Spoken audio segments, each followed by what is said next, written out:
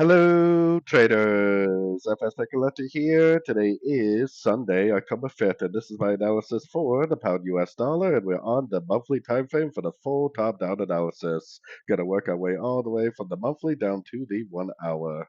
So my main analysis on these very high time frames is that this has been an expanding ABC correction. If that is true, then it would continue up probably to at least a 1.5 to 1.55 area for an expanding ABC correction before it actually continued the downtrend. Now, especially looking at correlated pairs like the euro dollar, the dollar index, I am definitely starting to lean towards the idea of this actually just being an ABC pullback to the last move down, meaning that we would make a lower high and we'd end up continuing the downtrend, especially with the break of structure that we see on the weekly.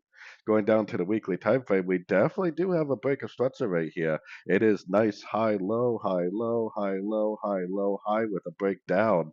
So there's a very good chance that this is either an ABC correction to the whole 5 waves up, and then it'll later on continue the uptrend, or if this really is a wave C, which I'm starting to lean towards the idea that it could be, then this would actually, on the weekly time frame, start making lower lows, lower highs, continuing the downtrend.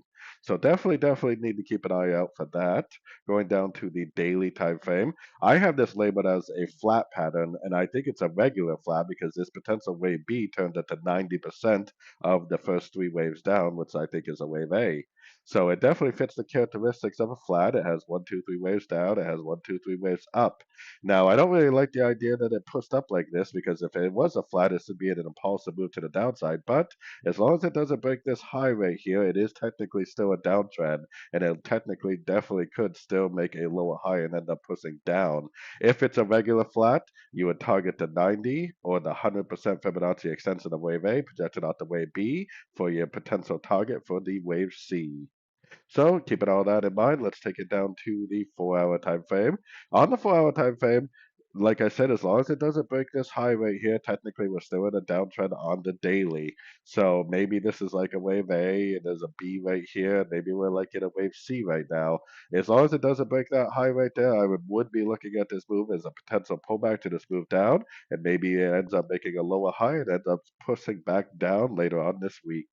So taking it all the way down to the 1 hour time frame, depending on what kind of trader you are, it probably is going to drift up a little more.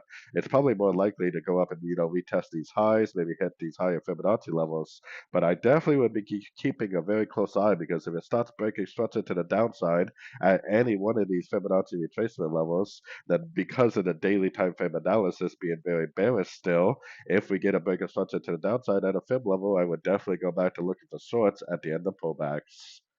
So anyways, don't forget to check out my website linked over here in the corner. And as always, thank you for watching and happy trading.